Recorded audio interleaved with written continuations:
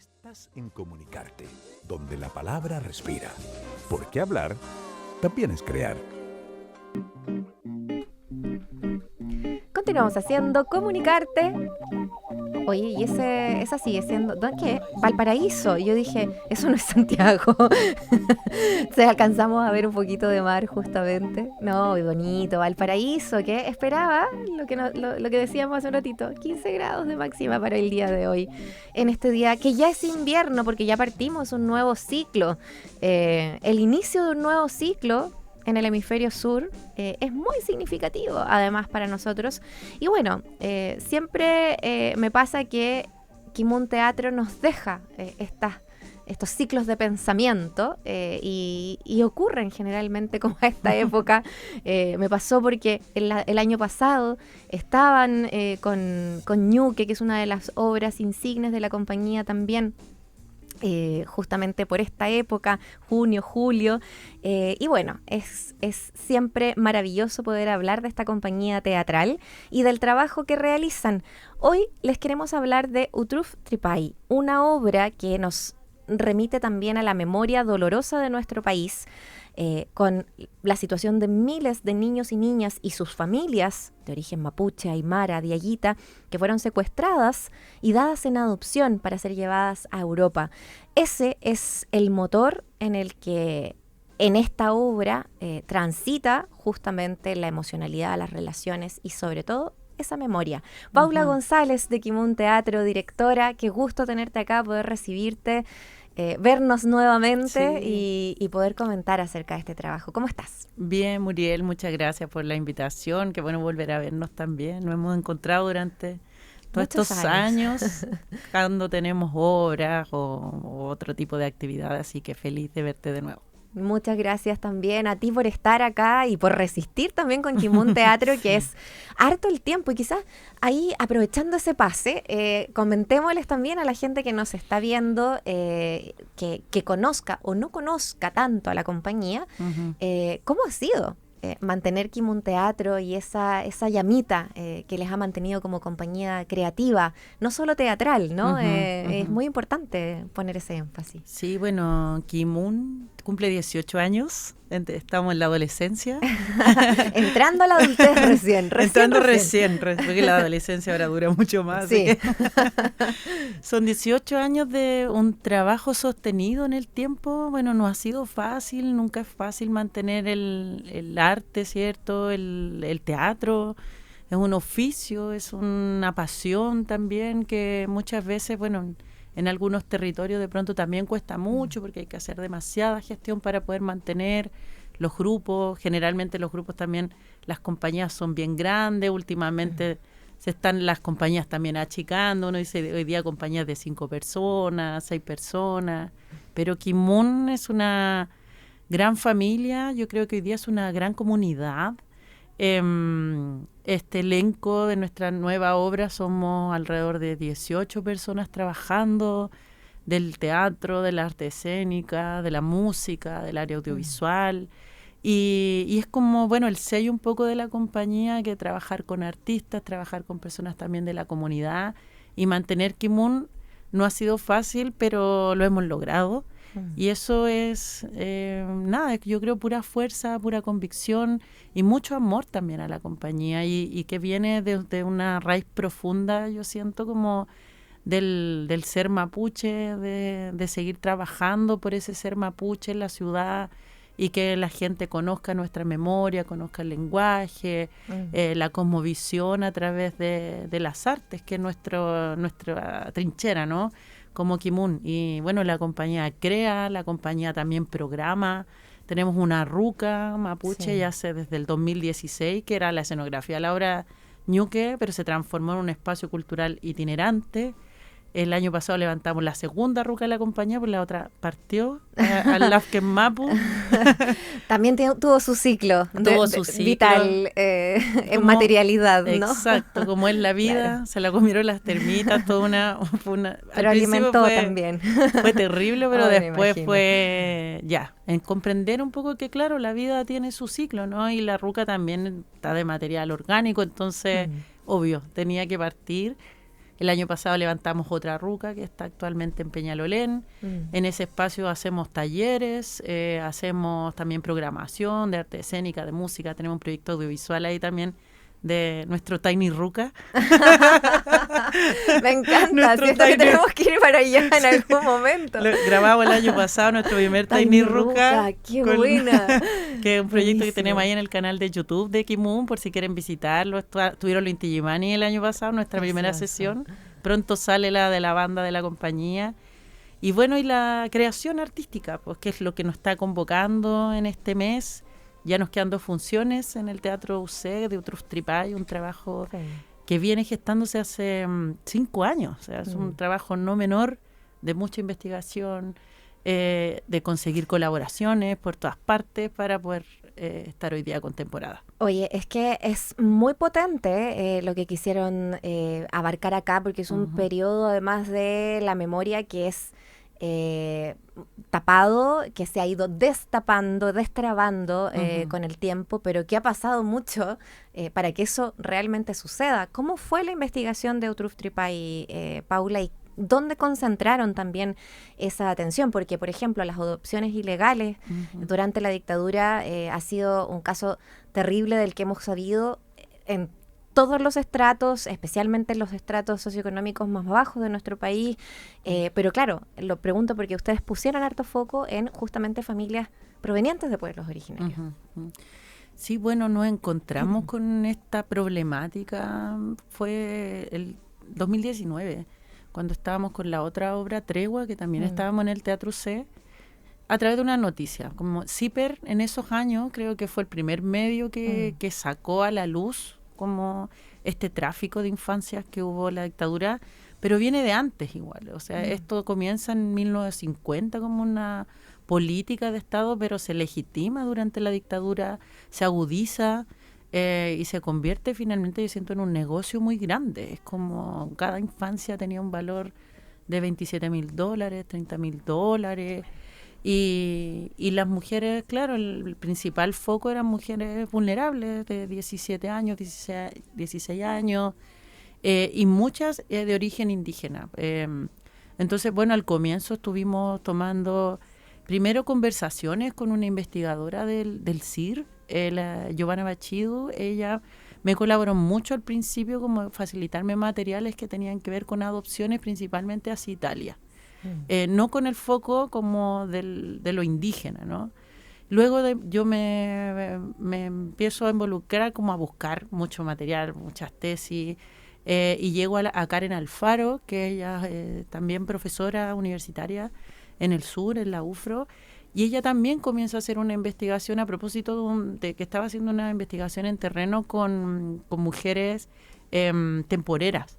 Y se empieza a dar cuenta que a una parece que contaba este relato, después otra contaba este relato, y se empieza a dar cuenta que eran cientos de mujeres que empezaban a contar estos relatos, que le habían dicho en los hospitales que las guaguitas habían nacido muertas, con malformaciones, pero ninguna tenían los cuerpos de sus guaguas. Entonces, ella también hace toda una tesis, publica un libro, Maternidad e Infancia, y se da cuenta, claro, que el foco empieza en la dictadura y el 60% de estos infantes eran de origen indígena, donde la mayoría eran de origen mapuche. Hay aymaras, hay diaguitas, pero la mayor cantidad de niños es de origen mapuche. Y bueno, y así empiezo yo como todo un camino. Empecé a seguir a la agrupación Hijos y Madres del Silencio, que estuvieron en un momento también en la Cámara de Diputados, con una mesa interseccional, donde se estaba hablando, investigando sobre aquello para poner como esto a nivel ya más institucional. Yo iba con mi cámara ahí súper piolita, como siempre, como y asistiendo nomás, no entrevistando directamente, pero como observadora finalmente de este proceso que se estaba llevando a cabo. Y a partir de eso conozco y llego a Janet Velázquez. Ella es de la organización Hijos y Madres, ella está en Temuco, y ella es de origen diaguita. Y bueno, la Janet es una mujer que trabaja en la fundación en Hijos y Madres de manera voluntaria, todas trabajan de manera voluntaria, y a través de ella obtengo como el testimonio, yo siento, uno de las madres de la obra. Ella está estudiando Derecho también, entonces una mujer muy comprometida, y ella me cuenta también que ella está ayudando en estos procesos de reencuentro, pero su mamá perdió a su hijo. Entonces yo quedé súper conmovida con su historia. Después entrevisté a Lina Namuncura, que también ella de origen mapuche, se fue a Alemania y llega después a Chile. También ella es profesora de alemán y mapudungún en el sur de Chile. También contó un proceso muy complejo, porque al volver a Chile también se encuentra con una familia donde no la recibieron tan bien, es como, y una familia mapuche, entonces, pero por el miedo también de esto de la repartición de tierras, la herencia, que es un problema histórico también a propósito de la usurpación de los territorios también en el sur. Entonces, es que la cantidad de temas que se van cruzando aquí, exacto, porque finalmente hay, no sé, a mí me pasa que escuchar esas historias también habla de cómo nos silenciamos y autosilenciamos finalmente frente a esa violencia. Se normaliza a tal punto de que al final termina también siendo un problema, y ni siquiera se puede vivir ni el duelo ni la emocionalidad, y pensemos que son hijos o hijas o madres o padres o qué sé yo, que están tratando de buscarse y no sabiendo si la otra parte cómo los va a recibir. Y eso es muy potente también, Paula. Estamos con Paula González conversando acerca de esta obra. ¿Cómo llevas toda esa interseccionalidad de vidas, de temas, de políticas, de historia, de sociedad, a una mirada, una historia que se relata a través de las artes escénicas? Sí, no es fácil, pero primero, como y mucho tiempo, yo siento que para esta obra he tenido que tener mucha paciencia, mucha, porque no se le puede apurar. No, se empieza a investigar el 2018, el 2019 después de tregua, 2020, después para la pandemia, yo sigo haciendo entrevistas a través de la pandemia, Alejandro Quesada, que estaba en Holanda, también mapuche, que también me llamó mucho la atención su testimonio, me cruzó porque él hablaba de la soledad, como de cómo uno se siente en otro territorio, y él es amante de la naturaleza, entonces como que él también, yo decía, ya Alejandro vuelve, pero vuelve por su raíz, vuelve por el mensaje de los árboles, y de leer muchas tesis. O sea, al principio el texto, cuando ya llegó el momento así de como ya nos adjudicamos el fondar, se consiguieron los recursos de afuera también para la investigación, viajamos a Francia también a investigar, estuvimos en Canadá investigando también por residencias escolares, procesos también que hubieron allá de genocidio hacia la infancia indígena. Y el texto dramático era una tesis, como que era... Es que eso estaba pensando, hicieron una investigación escénica, cultural, periodística, hicieron, pero es que el trabajo, el camino completo, Paula. Sí, pues, o sea, la entrevista, ponte tú, no sé, de tener 30 hojas de entrevistas de cada testimonio, materiales de tesis, y te juro, en un momento era una tesis, así... tesis de magíster o de doctorado, y bueno, la María Belén, que también es parte de la compañía ya hace algunos años, me dijo en un momento así como, oye, pero ya ponete a escribir la obra de teatro porque estás haciendo una tesis doctoral. Pues yo así como, chuta, sí, ya hay que hacer la obra, y ahí bueno, se empieza a tejer, ¿no? Yo siempre hago un trabajo, igual la obra está levantando una ficción, pero está basada en pura realidad. Entonces, claro, el público lo que ve una realidad cruda, ¿cierto? Un material documental, pero es un tejido de diversas realidades que se construye a partir un poco también de mi cabecita. Yo digo, ya, esto es lo que quiero contar, o cuál es el viaje que tiene el personaje principal, Alejandro, cuál es el viaje que tiene la abogada que está en escena, ir tejiendo, ¿no? Yo hago todo un proceso de selección de tener, no sé, alrededor de 250 páginas de un material textual y terminar en un texto dramático de 30 hojas, por ejemplo. Claro. Entonces uno va seleccionando, ya digo esto, y finalmente uno encuentra en ese entramado de materialidades, uno encuentra una verdad que habla de lo complejo que es esta problemática, que cruza la historia personal, no sé, de una persona, de un robado, por ejemplo, de ese desarraigo, de ese dolor, de esa ausencia, pero que está cruzado también por la historia de un país, ¿cierto? Un país que ha mantenido en silencio una problemática que necesita reparación. Son alrededor de 39.000 infancias que fueron secuestradas, un número no menor. Es una violación a derechos humanos por donde tú lo veas. Y sistematizada. O sea, estamos Exacto. hablando de más de, a estas alturas, casi 80 años, 70, 80 años del inicio, ¿no? Cuando tú marcabas cómo esto partió probablemente a mediados del siglo XX. O sea, estamos hablando de cuántas infancias o cuántas familias se han podido reunir de esas 39.000, que no el porcentaje debe ser mínimo frente es a todo mínimo, eso. o sea, y las organizaciones de la sociedad civil es por creer, claro, finalmente, pero tampoco cuentan con el financiamiento necesario, por ejemplo, para generar reencuentros. El tema del lenguaje también, eso es heavy, porque hay una barrera enorme de que la mayoría de los adoptados no hablan español o no hablan sus lenguas indígenas, entonces llegan acá a encontrarse primero con esa historia, con esa familia, y después yo creo la mayoría se ha estado dando cuenta que no solo eso, sino que aquí hay una red de tráfico enorme donde habían hospitales, donde habían personas del registro civil, asistentes sociales, y que hasta el día de hoy tampoco... vinculadas al mundo eclesiástico también. Exacto, algunos, la iglesia...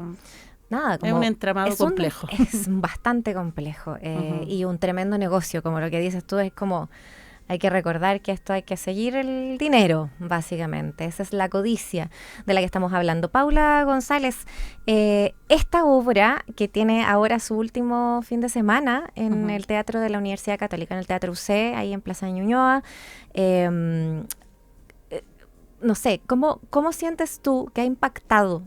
Porque ya llevan varias semanas también, ¿cómo ha impactado justamente trabajo previo y la puesta en escena en poner este tema que no ha sido un tema totalmente invisibilizado sí, pero no invisible porque ustedes, porque las familias lo han puesto también a colación, y hoy día hacerlo dialogar con el hoy, con este momento de Chile, ¿cómo ha sido ese impacto al público, Paula? Sí, mira, el público siempre de Kimun que llega a ver las obras de Kimun sale muy emocionado, porque bueno, nosotros igual trabajamos desde un lenguaje muy sensible y nos nutrimos de todas las áreas artísticas, o sea, de trabajar, pensar en el teatro, pero pensar la música, que está a cargo ahí de mi hermana, de la Evelyn, que hace la composición, y músicos también muy buenos que trabajan ya en la compañía hace algunos años. Pensar lo audiovisual, por ejemplo, hay un trabajo de videomapping también importante que estuvimos registrando, también mucha naturaleza, muchos árboles, entonces la puesta en escena es muy hermosa igual. Si uno va a verla, hay un viaje poético muy bello que nos hace viajar a través de la historia, pero estamos entregando mucho dato duro, mucha información, pero de manera como muy amable, muy cotidiana, pero eso también al público yo siento que le remueve, le conmueve. He visto la gente como que al final quedan igual como, así como un poco impactados, he visto lagrimitas. Y bueno, y no es fácil hoy día emocionarse, pues. Es como, yo siento igual que da un poco de temor también entrar en las emociones, el momento de... El teatro confronta, el teatro te hace reflexionar, no es lo mismo ver una película en la casa que ir al teatro, el rito del teatro, ¿no? Desconectarnos del celular durante una hora, porque vivimos también en vivir el presente de ese momento. Exacto. De lo que te propone, te pone el lugar incómodo. Oye, pero es bien importante eso, porque quizás no lo hemos profundizado ni explicado tanto de cómo es el viaje, porque hemos hablado un poquito de los personajes, de un secuestrado que retoma, ¿no? Como de la abogada, pero hablemos un poquito más y llévanos un poco de la mano de lo que vamos a ver, porque efectivamente todo esto que tú dices, la música original, el mapping presente, el trabajo de investigación visual que hicieron, todo eso importa. Entonces, llévanos un poco a cómo se vive la historia. Sí, bueno, la historia es, narra la historia de Alejandro Quesada, está el nombre real ahí, pero el personaje interpretado por Juan Carlos Maldonado, tremendo actor, éramos compañeros de escuela, así que también maravilloso de trabajar con él. Alejandro, él regresa a Chile, regresa al Gualmapu para encontrarse con Janet Velázquez.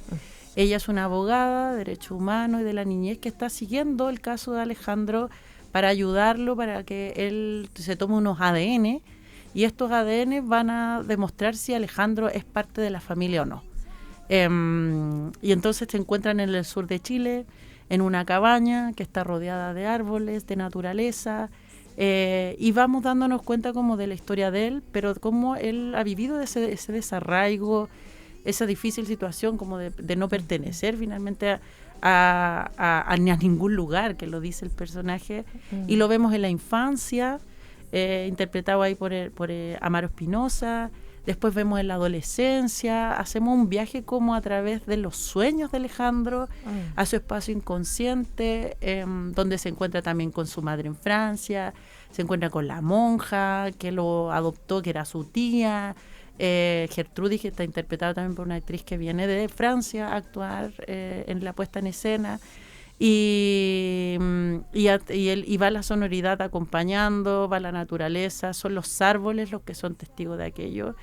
Y mientras vamos viendo la historia de Alejandro, Janet va uniendo como, esto pasó, esto aquí, para que después juntos iniciar una demanda. Una demanda hacia el Estado, una demanda hacia las instituciones, una demanda puede ser nacional, internacional, una demanda que escucha a la naturaleza para exigir que esto sea declarado un crimen de lesa humanidad. Es como en nuestra utopía, ¿no? Como que uno en el teatro puede seguir soñando, uno en el teatro encuentra pequeños actos de justicia. Por una hora yo creo que a través de las palabras también de Janet, que tiene un tremendo monólogo interpretado ahí por la Daniela Castillo, al final uno dice, bueno, ya, se puede.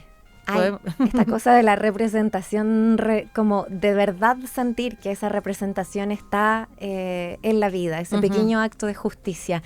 Es parte de lo que nos propone Utruf Tripay.